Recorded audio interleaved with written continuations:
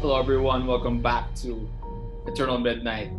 We're here with a special collab episode with Chad. What's up, man? What's going on? Dylan, how are you doing, dude? Hey Sandy, I'm doing well. Thanks for having me back. No problem. And Ken, how are you? How's it going, Ken? I'm doing really well. Thank you for having me back on. So it's been a while since all four of us, collab together. And I think the last one we did was the Hannibal series. Hannibal. Yeah, Yeah. four of us.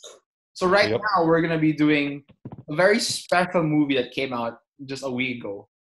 Uh, DC's The Batman, starring everyone's favorite vampire, Robert Pattinson, now a full-grown bat and fully realizing his dark, brooding self. But other than that, there's a lot more to this film. So let's listen to Something in the Way by Nirvana and let's get moving. So I want to ask everyone, like before we deep dive into this movie, what are your initial thoughts of the Batman? I'll go ahead and start off by saying, and I'm not the first person to say this, but it might not be my personal favorite right now or yet, but it is objectively the best Batman in my opinion. Like I have nostalgia goggles on. Maybe that's why I still love Batman '89 so much more. Well, not even so much more, but why I love it so much. But as far as like objectively, this checks all the boxes you need. So this is like the best Batman movie in my opinion. How about you, Dylan? What are your thoughts? You watched it with me. Yeah, I thought it was very good. I appreciated its more kind of slow burn neo noir approach as opposed to being focused on like bombastic action scenes. Mm-hmm. It seems like it's sort of, I don't know, combined like the best of both worlds. You know, like it's got the gothic visuals from the Burton movies. It's got the tone of the Chris Nolan ones. It's more like detective focused, like the comics. You know, so it's a very well rounded Batman movie. So yeah, I can definitely see why hardcore Batman fans would go head over heels for this movie. So yeah, it's a good film. Yeah, I mean, this is the best live action Batman movie. It's still at times I jump in between Batman Begins and this one is the best, but I think when it comes to like quality, this one is the best, but also when it comes to like Dylan said, being multiple things and combining so much into a film. Like you look at something like Batman Begins and it just kind of is its own movie, whereas this movie takes so many good elements from so many other things and is able to take them and make them its own into this movie. And it's like, again, like Dylan said, it took, like you said, the Tim Burton feel, some of the Nolan feel, and even some of the brutality of Ben Affleck and BVS, and combined it all into one to get the best of all worlds, to give us my favorite live action Batman movie. Definitely. Santino, what did you think? For me personally, I think it's my favorite Batman movie ever because I personally, what I love about it is the take on Batman, which is, I dare say, unique because we've had the origin of Batman, and we've had, with Begins, and we've had movies where Batman's already become the Dark Knight, the legend that he is, that he's already famous, he's already well known, people know who Batman is.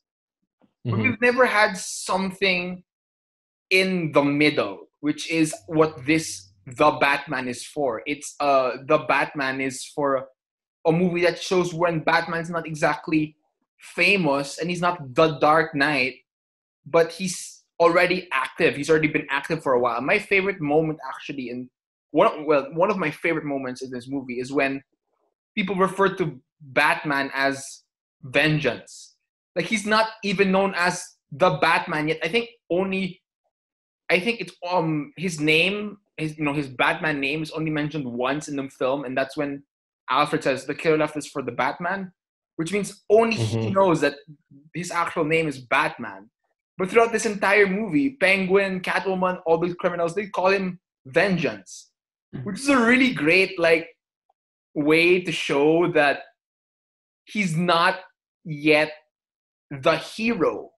He's still Yeah. a guy who's a vigilante who doesn't know anything yet that much, who's just trying to work this all out, which was Right. awesome, which was really awesome because I did like that kind of mindset of Bruce, where he's like, I'm not the hero, but I'm not a beginner either. I'm somewhere in the middle, which is really cool. So going off of that, something I want to talk about is I think this is a really good way to, like, Matt Reeves did a great job introducing this new version of Batman without it necessarily being a quote origin story. I'm so glad we didn't have to see the parents dying again. But like, this is a good way, sort of landing, hey, this is year 2, he's still like newly establishing himself as this vigilante in Gotham, but we don't need to show, like, we can talk about how his parents were killed, but we don't have to show it. We don't need to see the pearls again. Right. I think we can all agree that Robert Pattinson was an exceptional Batman, which I mean, for the record, Santi, you can vouch for me. I never doubted from day one. Yeah. A little I doubt skeptical. it. I said he'd make a better Joker, but I think he's proven to be a very good, versatile kind of character actor. And his Bruce Wayne here feels very different from the other ones. Like, this is, I think, our most mentally like unstable Bruce. I like that detail of him like writing in his journal, and this is early on in his career, so he's really struggling finding the balance between his Bruce Wayne public persona. He pretty much has no public persona. He's like Dracula, he's just locked up in his tower 24/7. It's like 99% of his life is just dedicated to the Batman. So it's kind of interesting, seeing him struggle between those two legacies. And that sort of brings me to my next point. I mean, I appreciate that it's a new thing they're showing, but I kind of missed flashy Playboy Bruce Wayne in this. I kind of missed that, and maybe given that he's just starting the whole Batman thing, maybe that's a public persona he'll learn to adopt. But for this movie, I missed it. No, but like, Yeah. See, I was perfectly fine with that because we haven't had this type of Bruce Wayne ever, really. I mean, Keaton had no issues being social. Kilmer, whatever. There's not much to say. Clooney, honestly, there's not a lot of positives when it comes to the Batman character, when it comes to Batman and Robin. But Clooney, as an older Bruce Wayne, I thought he was great as a social. Way better Bruce Wayne than he was a Batman.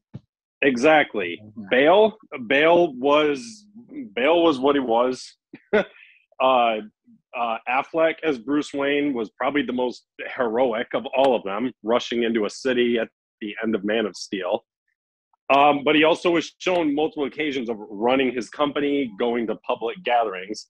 So I was perfectly fine seeing this kind of like reclusive Bruce Wayne who wants nothing to do with society, while his entire focus is, my way of cleaning up the city is vengeance, to terrify this entire city, which, like we saw his arc by the end, realizing I have to be the hope to this city, because while there may come a day where I defeat all the villains, the public, the people will still have despair, and I need to be the one to show them I'm here to help and bring that hope, to help start dispersing the despair that surrounds this entire city. So he's going to evolve with upcoming movies. That's why I was fine with it here. I think the only issue I had with him as Bruce Wayne in this movie was we got one scene where they say something about, oh, you need to meet with the accountants. Other than that, absolutely nothing to do with Wayne Industries. Not a single scene. Right. For me personally, I think what I like about this Bruce Wayne, and if I don't mind the Playboy persona missing, is him. Like, remember, this is year 2, so it makes sense to me. It makes sense to me in the sense that, how do I put this? That since he knows that this Batman persona is working, like the criminals are scared. Obviously we get that awesome scene at the very beginning where like it's raining. All the criminals are looking in the dark to see if he's there. You know, like we're wondering if he's there, if he's showing up. To me personally, it makes sense that his playboy persona is gone because he says, "No, I am the Batman. This is all I am. This is what I am. Anything else doesn't matter." So when he realizes that he has to be a hero, he realizes, "No, I have to live my life also as Bruce Wayne." That makes sense to me. But that's at the very end. Like this entire movie, he's been Batman throughout, and he sees himself only as the Batman or as vengeance, and nothing else matters. Mm-hmm. Well, and that sort of goes into the whole character dynamic of, Bruce Wayne is the mask that Batman wears, and Batman is his true identity. Yeah, exactly. Something that I actually want to talk about his arc throughout the movie, and I know we always, I feel like on this channel we're always jumping around different places, but I want to say, you take the beginning when he fights off that gang and he saves the guy. And after he's done, the guy he saved begs, "Don't hurt me," and runs away. Juxtapose that with the ending, he saves the city, and as he's loading that lady into the helicopter stretcher, she grabs onto him and doesn't want to let him go. So he has gone from being just a vigilante to a hero. Now, I was going to say, you also described my favorite, I think the best scene of the whole movie, or it's probably the first 15 minutes, especially when we get to see the kind of effect that Batman has on criminals. He's almost like a slasher movie character, because as soon as they see that light in the sky, and they all immediately assume he's standing in the shadows over there. I just wanted to point out what a great montage that was. Yes, yeah, the guy he's robbing someone. He looks up to the sky, sees the light, and just runs off. Yeah, they just do that slow zoom in of a pitch black alley. It's oh shit, is that the alley he's hiding in? Oh yeah, I know that was Chad's favorite scene. Chad was texting me you gotta text me with your reaction about the first 15 minutes. Okay, what makes this first 15 minutes so great? And then I watched it. I was like, oh yeah, I know what he's talking about. Yeah, because it's just he comes walking out of those one shadows, literally I think whoever just said a slasher film. He just comes walking out fucking Leatherface or Jason Voorhees. Okay, you guys are fucked. Speaking of slasher movie, or being a slasher movie, the first time we see the Riddler in the mayor's house, he just steps aside and he's just standing there in the dark. Oh, that was so good. Yeah. That was like I said, the first 15 minutes I think are the strong point. I was really into it once because the opening shot, right? It's the POV of the Riddler's binoculars, spying through the windows. Possible Dirty Harry reference there. Yes. Yeah, I think it really peaked for me in the first 15 minutes. For me, I like what I really felt Batman's arc was really so solid.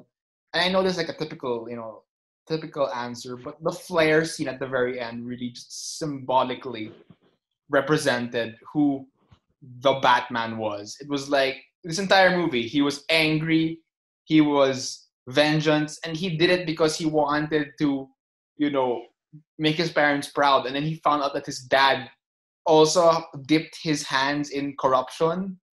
And then at the very end, when he realized, no. In a moment of weakness. Yeah, in a moment of weakness, but still, but you have your, that's what I also like about this movie. They established that, hey, Thomas Wayne and Martha Wayne weren't saints, They were good people, but they're not perfect. Yeah, they were human too. That's kind of what I won't say dislike, but I don't agree with, the portrayal of the Waynes and other, forms of Batman stories. Is that the Waynes are supposed to be this godly figure? They were so perfect. They were one of the. They were Did you watch Joker or no? Well, I did. I feel like that's the rarity. No, I mean I'm talking about besides Joker, Joker, obviously, but other mediums, Dark Knight trilogy and Batman '89. They're always held up to be deified, to be saints. But here it's Oh, sorry. Go ahead. Yeah, but here, Bruce is actively. That's why I don't count Joker, because Bruce wasn't affected by what he saw, his parents' sins. here he's directly affected. You know, he's like, oh my God, my purpose is not anymore pure. I'm defending people who have sinned. And then he realizes, you know what, these people are, sinners, but they can be redeemed. That final shot of, the flame, like, it's so on the nose, but like, there's no subtlety. He's the like, light in the darkness. But like, no, the one before that where the guy takes off his mask, like, who are you? I'm vengeance. He realizes, oh my God, my presence is not the one that I intended, because I'm inspiring people to be like this. I have to become something better, which is why when he does the flare, it's like, I am something different. I'm changing with the city, which is a very great character arc. Mm-hmm. Say that? I think he also when he realizes that the Riddler apparently perceived him as an ally, right? Yep. At some point, which I was a bit confused by, like, why would the Riddler think that Batman is his friend when he's been consistently working with the police? Well, to me, I think, the Riddler is just, this socially isolated. Maybe he's assuming that Batman is like using the police. Maybe that could be an explanation, but I think the Riddler is just obviously not a very well socialized person. You have you have that scene because he's talking all this shit in all of his videos, and then he has that one video that he puts out to his followers where he's like a sad YouTuber, just like, hey guys, this community's meant so much to me, yada yada yada. That's pretty funny. He only has 500 followers. That's like nothing. Right. Well, and it's sort of like is that to show that he's got a small but loyal following, but also does that sort of show that Hollywood executives don't know that 500 followers is not a ton? It's not much. Well, I guess it depends what service he's using. What was it, Twitch or? I have no idea. To me, I think it showed that he just had a dedicated fan base of people who felt just like he did, and he was able to. I mean, we all saw how it ended. He was able to manipulate a lot of people to do what he wanted. I mean, he convinced a group of people to shoot up a stadium full of people. Yeah. Yeah. I mean, he attracted a lot of psychopaths with those 500 followers. Yes. Yeah, Batman didn't step in. He would have probably got his wish. He his followers shooting up people. Yeah. He kind of did. I mean, they shot the mayor, but she survived somehow. Yeah, okay. So Riddler pretty much won.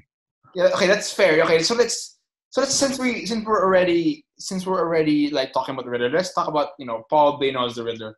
What do you guys think of him? Did you guys like him? Did you guys terrifying? I was very good. Sorry, I just mentioned he was very good. Continue.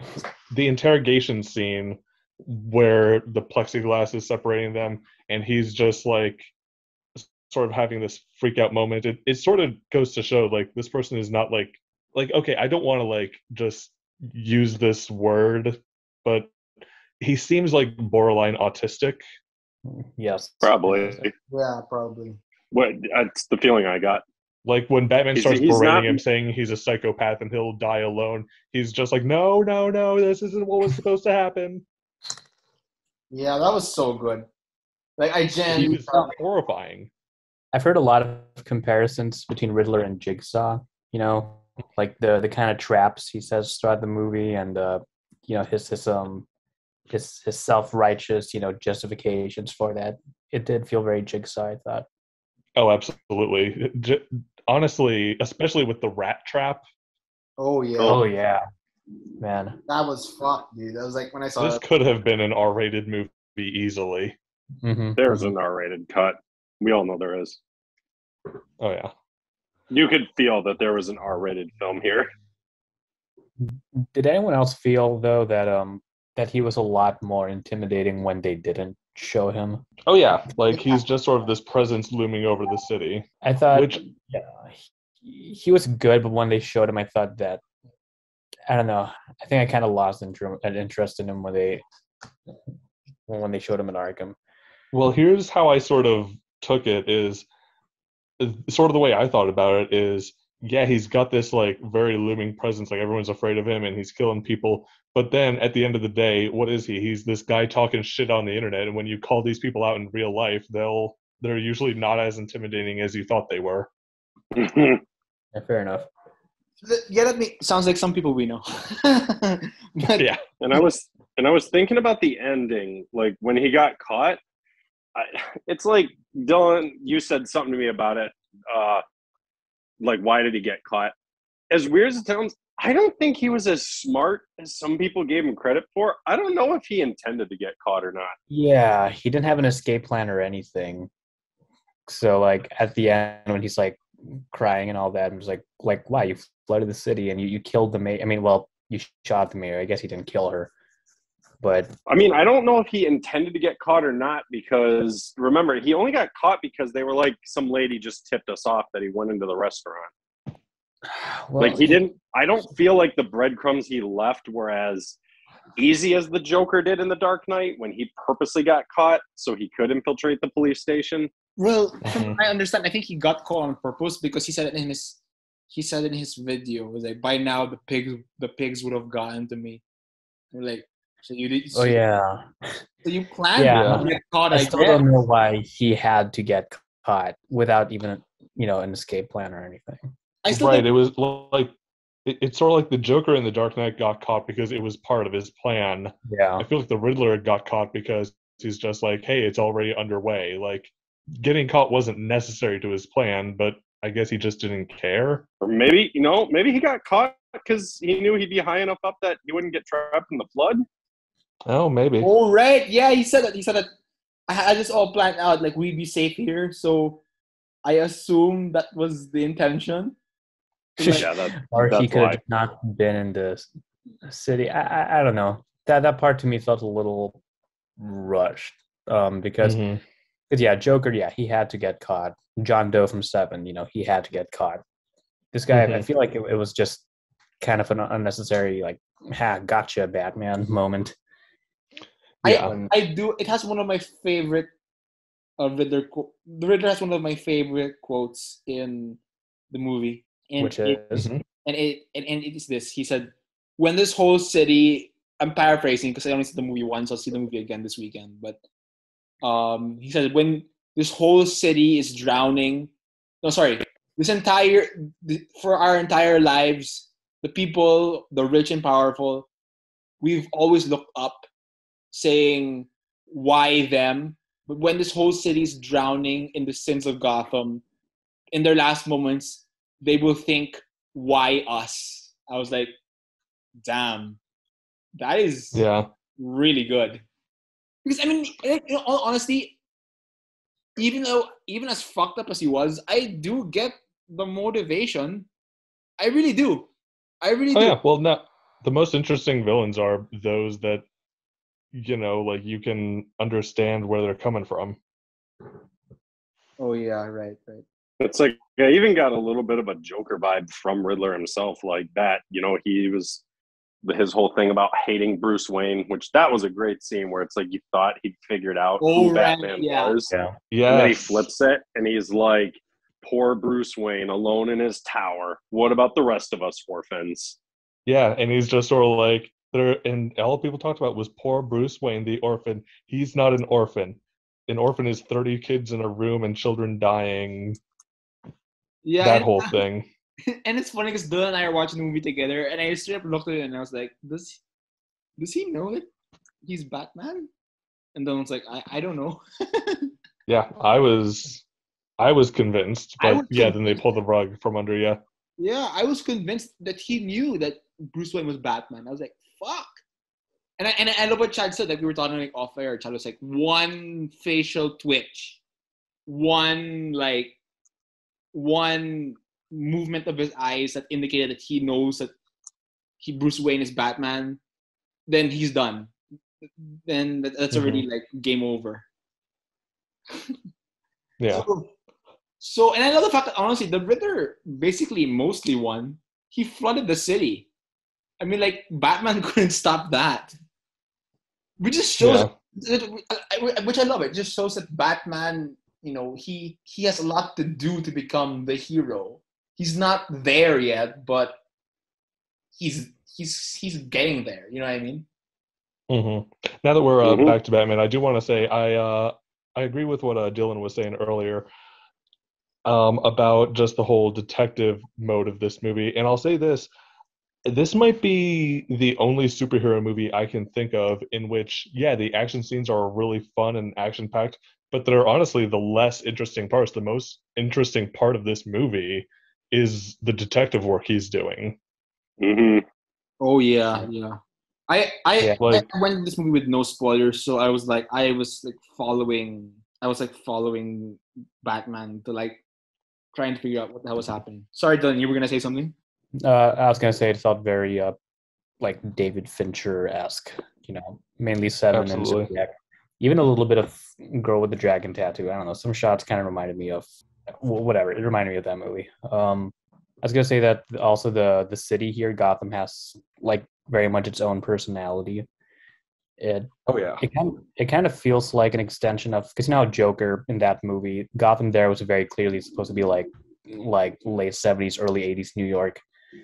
And this movie, it kind of felt like, what if New York just never got better? If it never got cleaned up like in the Yep. 90s, and it just kept getting worse. This movie kind of feels like, yeah, like Having been to the New York, I can tell you quintessential. it hasn't gotten any better.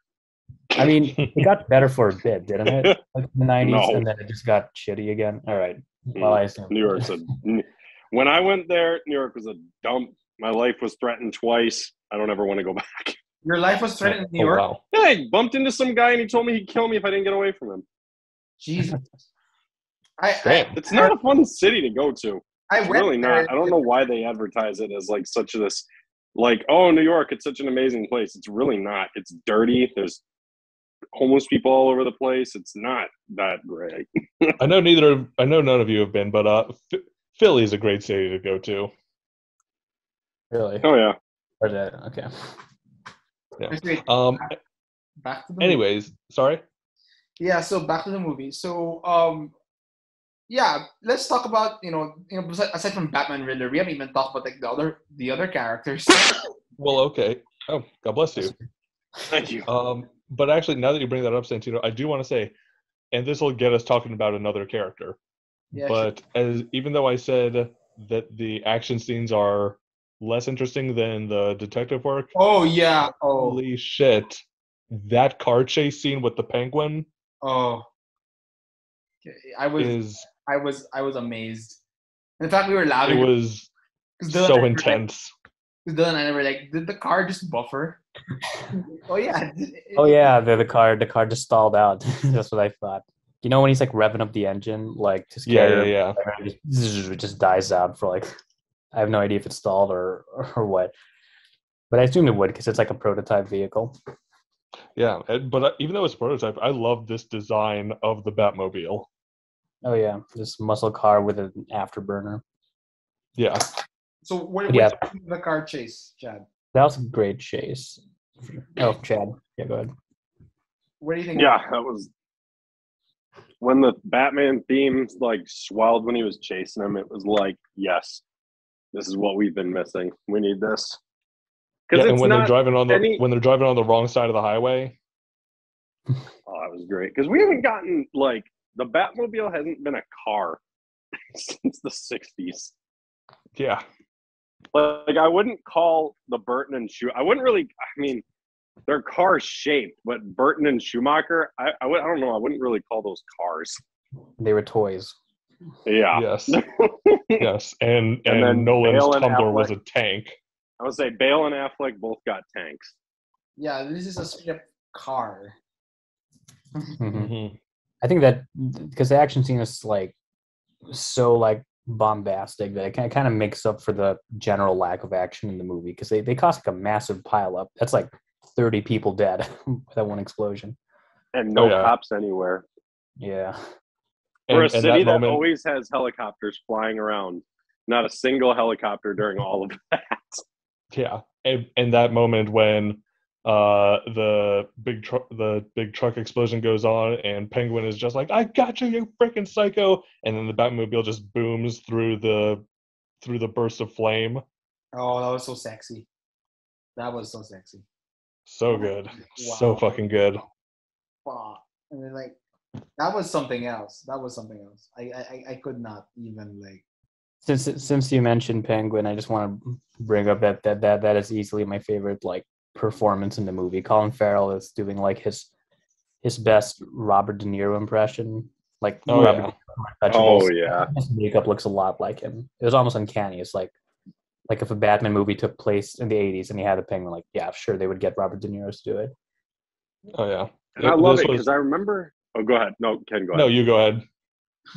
I was just gonna say, it's like I remember when this movie was announced, and they're like, "Oh, yeah, all these villains are gonna be in it," and the usual crowd, "Oh my God, they're power loading it with too many villains. They're gonna fuck the movie up." It's like, no, every villain in this movie literally had their role.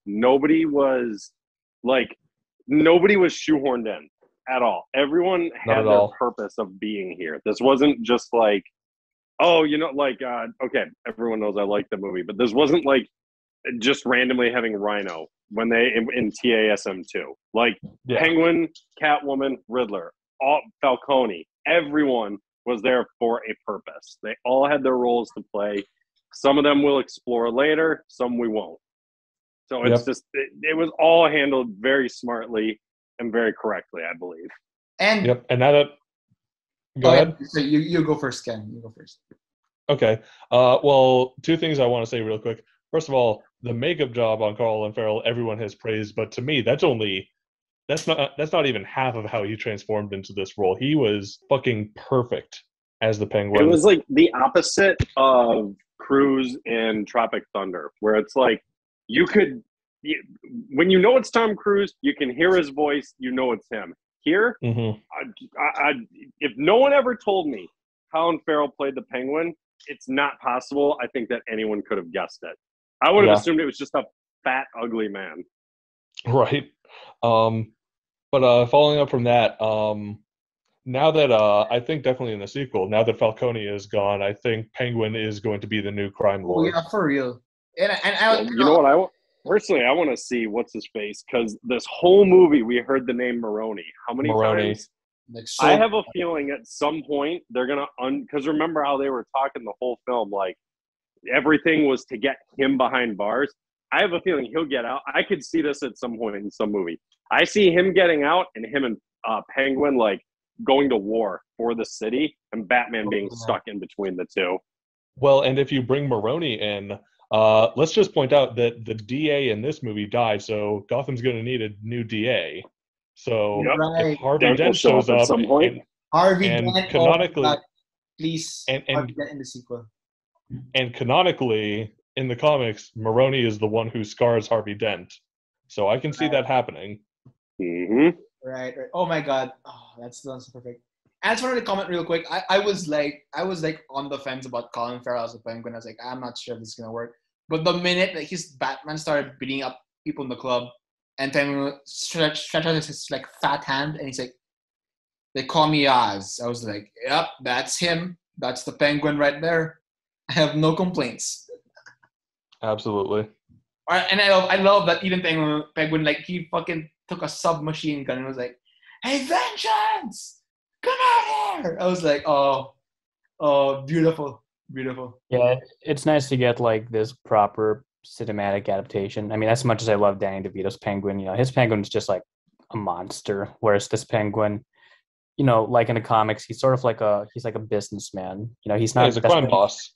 Yeah, he's hardly ever in Arkham Asylum because he's not crazy. He's just, he's just there for Yeah. business, and he almost Mobster. acts like, yeah, and he's almost like a mediator between Batman and like the rest of the criminals. Like he's not quite as bad as them. So Batman just kind of lets him do his thing. Well, Yeah. and because Batman can't really get anything on him, like there's a reason him and Gordon didn't arrest him when they were interrogating him. They're like, Oh yeah, we don't have shit. They're like, we don't have anything. Mhm. Okay, we'll just leave him here by some shitty warehouse. He can make his own way home. Yeah, and He waddling models- like You're a just real gonna penguin. leave me here? Yeah. Speaking of Batman Returns, as much as I love Pfeiffer in that movie, we know that was not an accurate Catwoman, and boy, do we have a great Catwoman here. Oh Oh, my yeah. god. The minute okay, I just wanna say share my experience in the theater. I had no idea that Catwoman was like working in the club, so like I thought she could be introduced later. The minute you see that long that long leather boot slam on the floor and the camera pans up and Zoe Kravitz is like chewing gum, I was like I turned then and I was like, oh my god, Catwoman's fucking hot in this movie. Oh yeah, Dude, gorgeous, she's Yeah. perfect. Oh gorgeous. my god, I love Zoe Kravitz as Catwoman. I think she just beat out Hathaway and Pfeiffer for me I personally. think I think because I do like Pfeiffer and Anne Hathaway as Catwoman, but I think Kravitz is just way more naturally kind of like seductive and feline in that way, whereas Pfeiffer was just just batshit crazy throughout. I think Yeah. Kravitz felt more I think natural. I think I like. All right, so when it comes to like comic accuracy, obviously I'd say Kravitz takes the cake. I think when it comes to a story being told about a character in an arc, I still like Pfeiffer's better. But Yeah. yeah, in this universe, the way Pfeiffer was would not have made any sense. We needed the way Zoe Kravitz was. Yeah. And Yeah. I love the entire like I mean like it's not like they're not like dating but like I love the entire like back and forth that Batman and Catwoman have.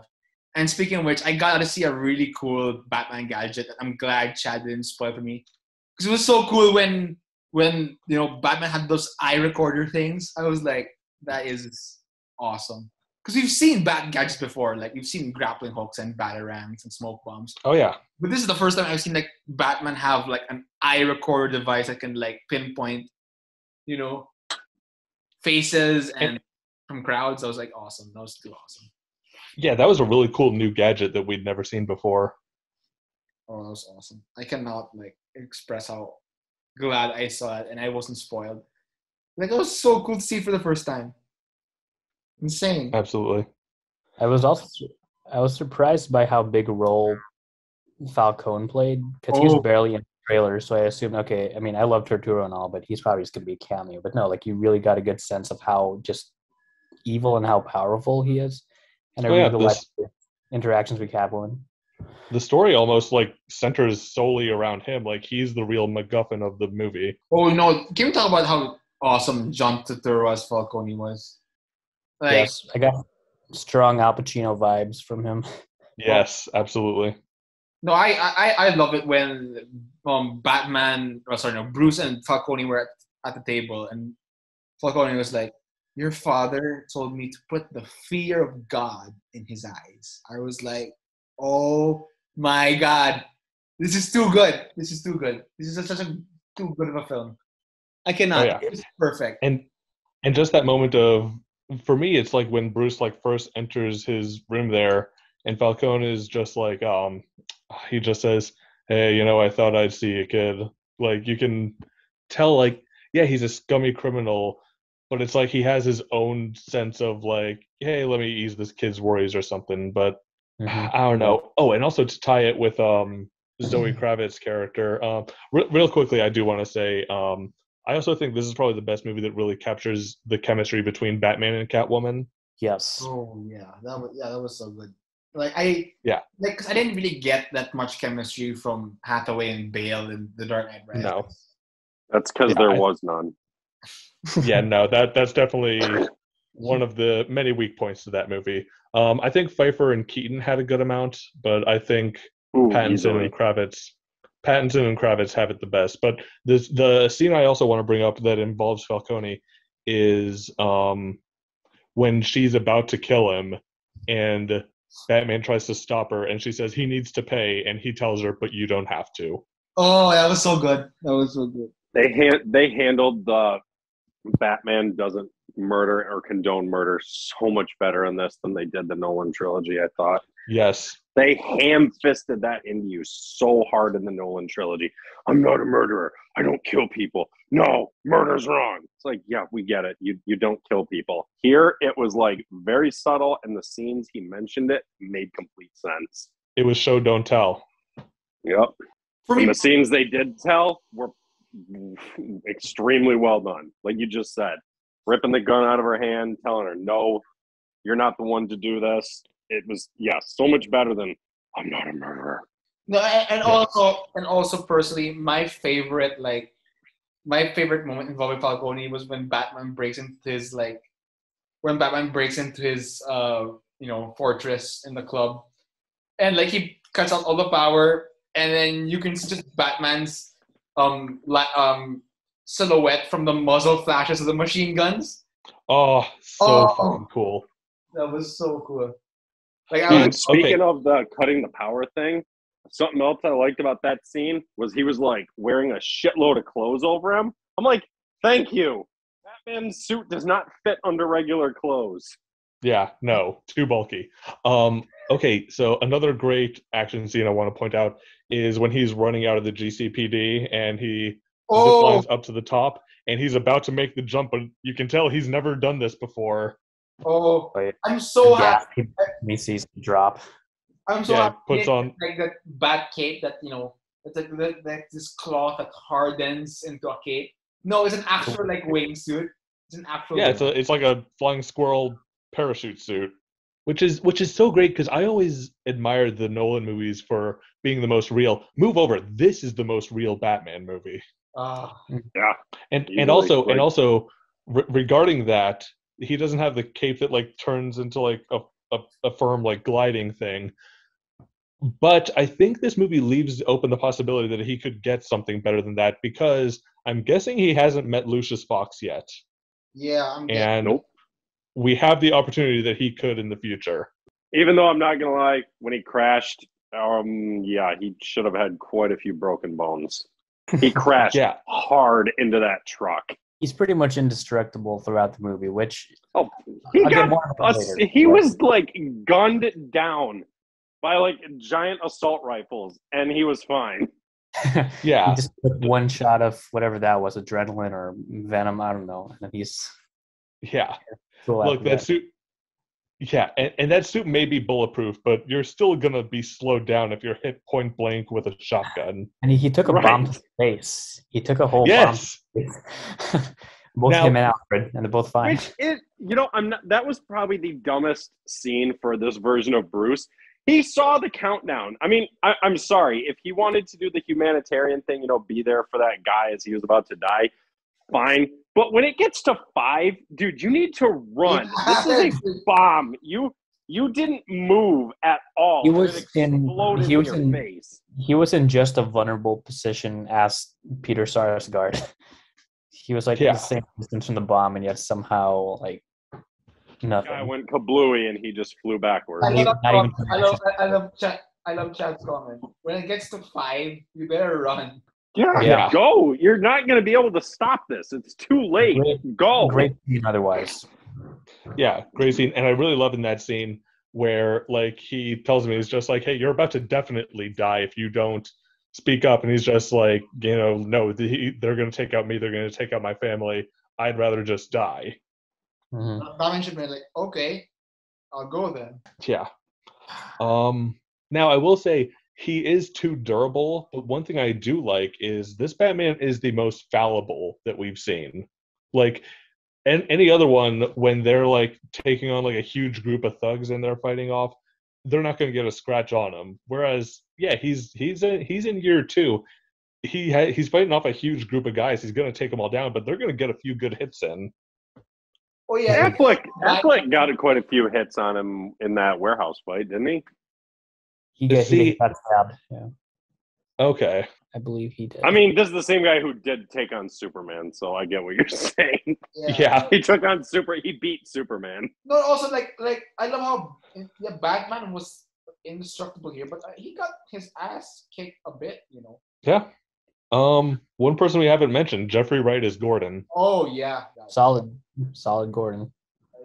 As good, if not better, than Gary Oldman for me. I still think Oldman's my favorite, but this guy as well. Yeah. I wouldn't go that. He's not, and I don't think he's quite his own character yet. But you know what? He feels like a side. I think you're right. I mean, like if we see more. But at the same time, this is like the only Gordon who doesn't take shit from Batman. He pushed him up against the wall and was like, "Chill out, man."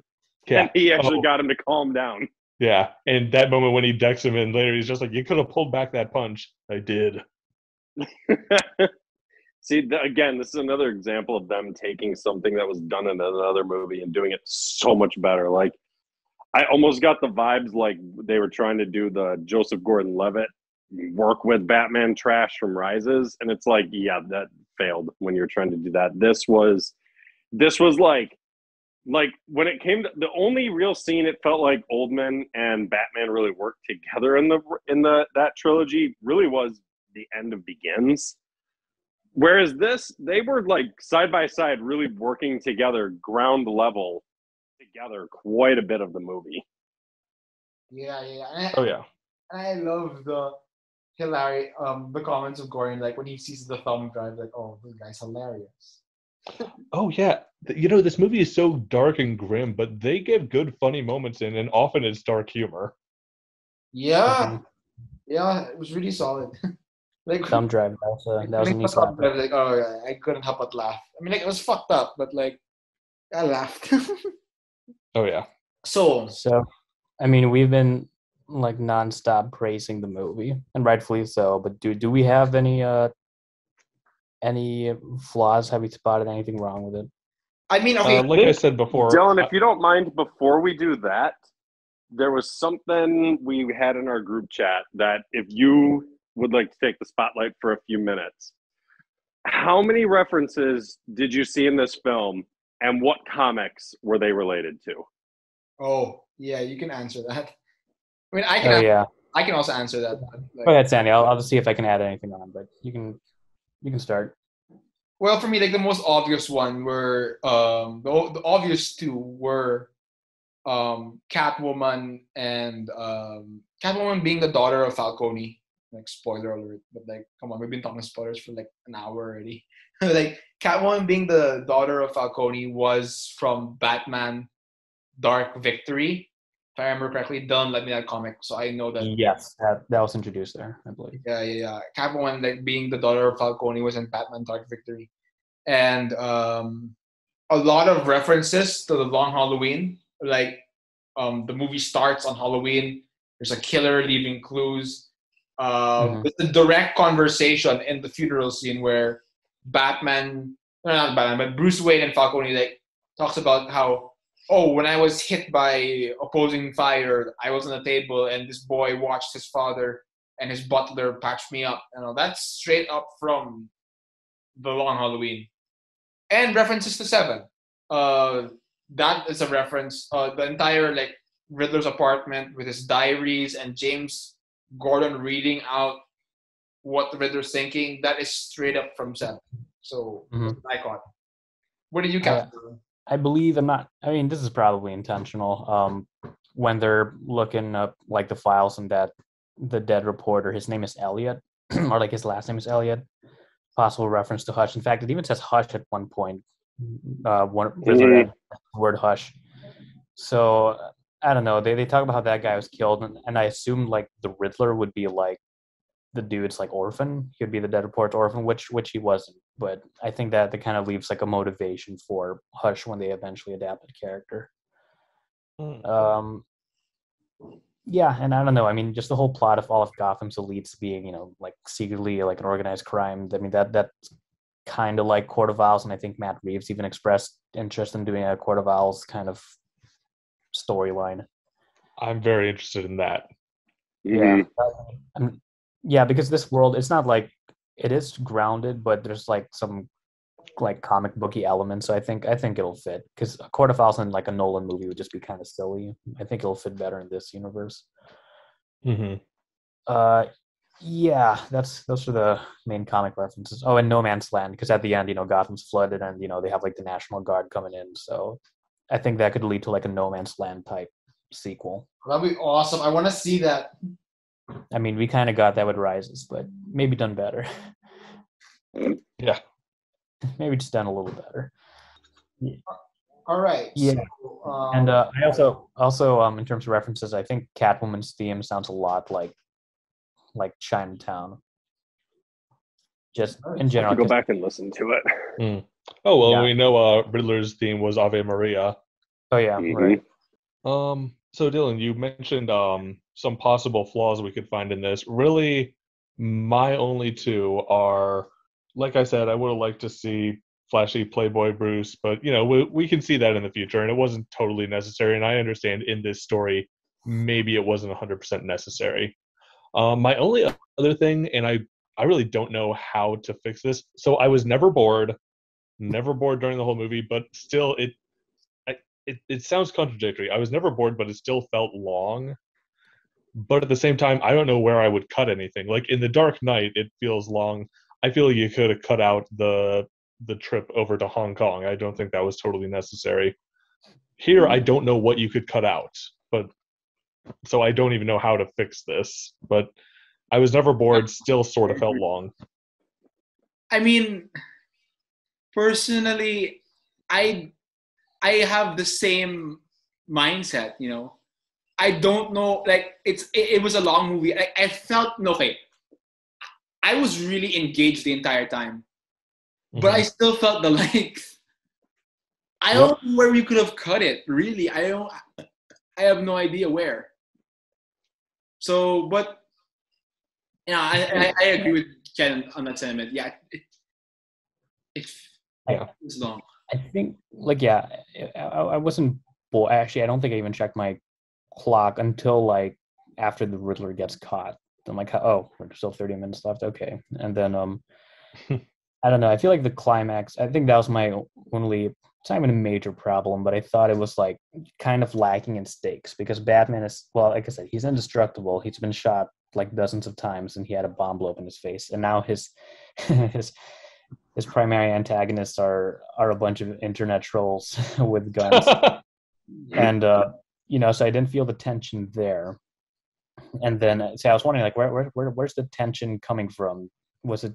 Were we supposed to hope that the mayor lady didn't get shot because she wasn't enough of her own character to really care about that? And then I guess it was with Gotham flooding, which sucks obviously, but I don't know. I didn't feel the weight of an entire city flooding because like we only see like a few quick shots of like you only see a quick overhead shots of like people getting swept in the streets from like bird's eye view shots.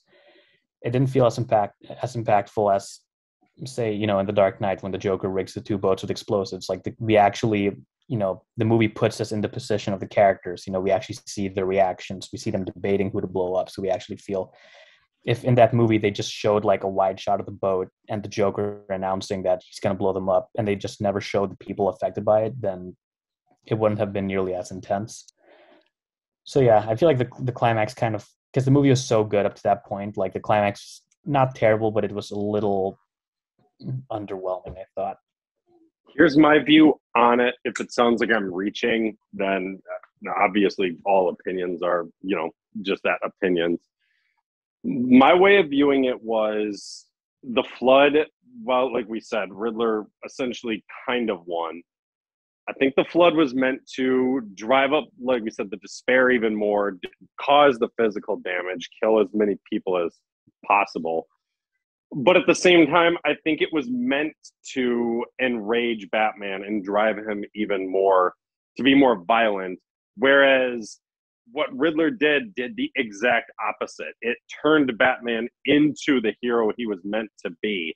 And that's how Riddler still wound up losing and inadvertently made Batman better than he was before. I think it was more of it was more of a mental victory for Batman and for the city. Like that final scene of him carrying the person across the top of the stadium and putting them on the stretcher and them like clinging on to him like, don't leave me. That was not the same Batman at the beginning of the movie where he saved that man and he was like, don't hurt me. It was the exact opposite reaction that Batman first originally got. I get what you mean with the underwhelming part, but like I said, if I'm diving too deep into that, I get it. That's just how I interpreted it. Mm-hmm. Fair enough. It's kind of like the end of Glass, where everyone's like, it was so underwhelming. It's like, did you really just want the movie to be the two guys punching each other to death? I think that's the thing, because I do think this movie is very good, but I don't know. For me, it never quite reaches the heights of something like The Dark Knight. like, yeah, I'm one of those people who who thinks The Dark Knight's untouchable. But like, because the thing about Matt Reeves, he's obviously a great director, but he's a very good like chameleon director. Like Cloverfield. That was a found footage movie. Let Me In was like a shot for shot remake of Let the Right. Was it? Yeah, Let the Right One In. Yep. The Mhm. War for the Planet of the Apes. That I mean, he mentioned like I think Ten Commandments and The Great Escape being like influences, and yeah, I definitely got those vibes from that movie. This one, it's very clearly influenced by like David Fincher movies and 70s crime movies. Um, so he's very good at like adapting those things, but I feel like he doesn't quite have his own voice yet. Because with like Christopher Nolan, whether you like him or not, what a Christopher Nolan movie looks and feels like. Same with Tim Burton and Zack Snyder and even Joel Schumacher. Yeah, that's probably why this movie doesn't quite stand out as much as The Dark Knight or even like personally, I think I prefer the Tim Burton movies still because they're just like their own weird little Tim Burton projects. Uh, yeah, I don't know. That's my take.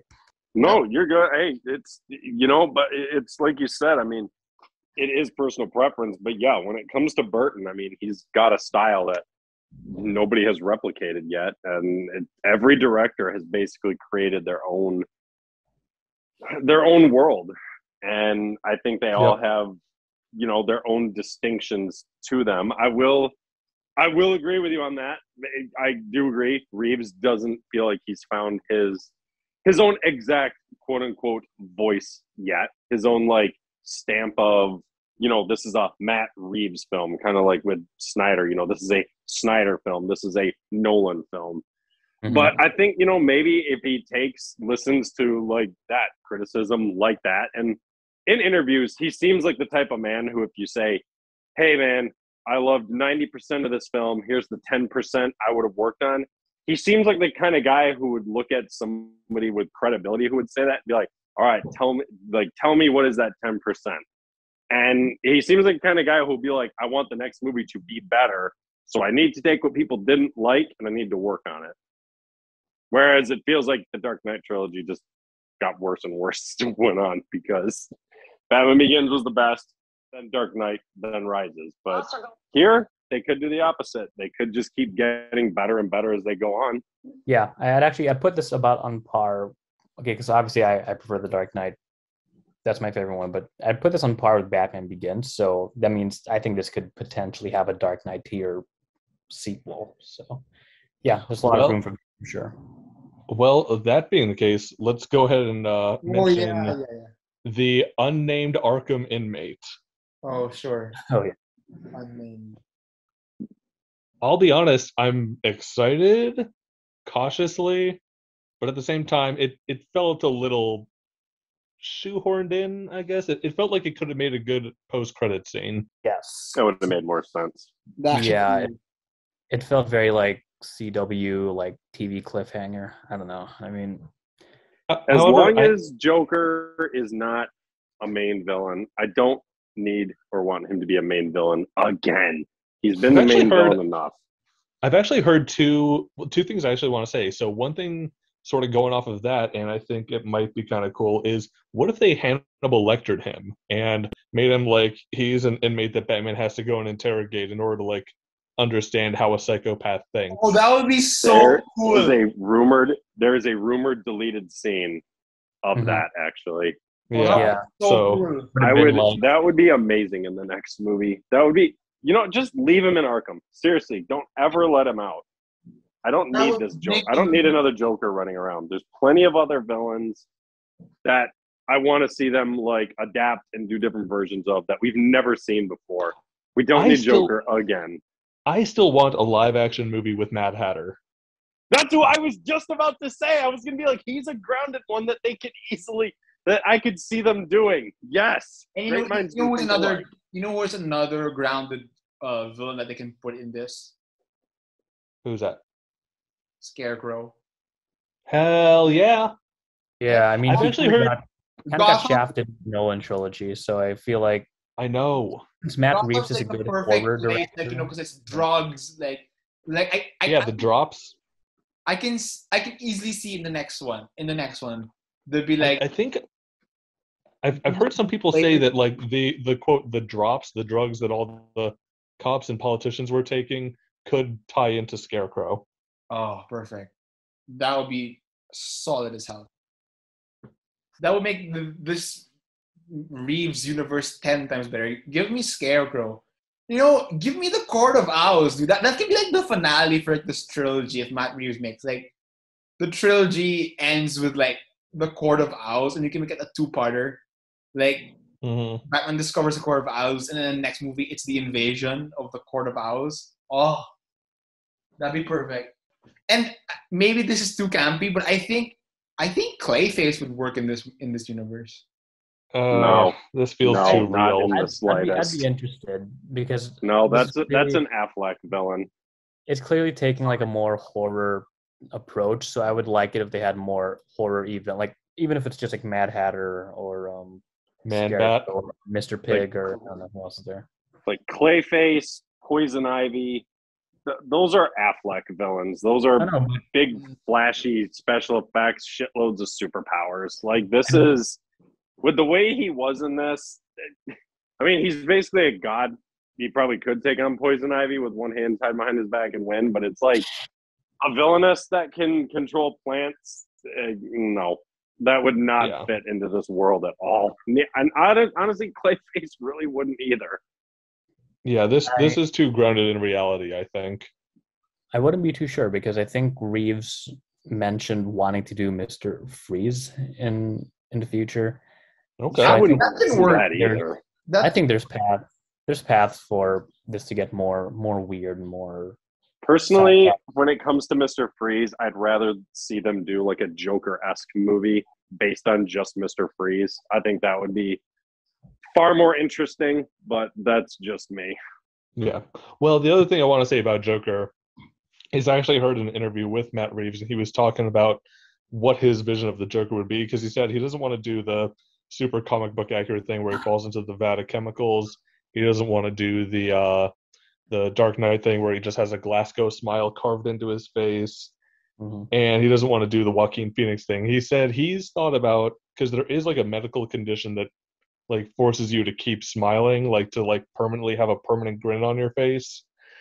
And there's actually a connection to an old silent film called The Man Who Laughs, and the tragedy of this character is that he's permanently smiling, and he's put on as a freak show performer, and people think that he's laughing but really he's crying.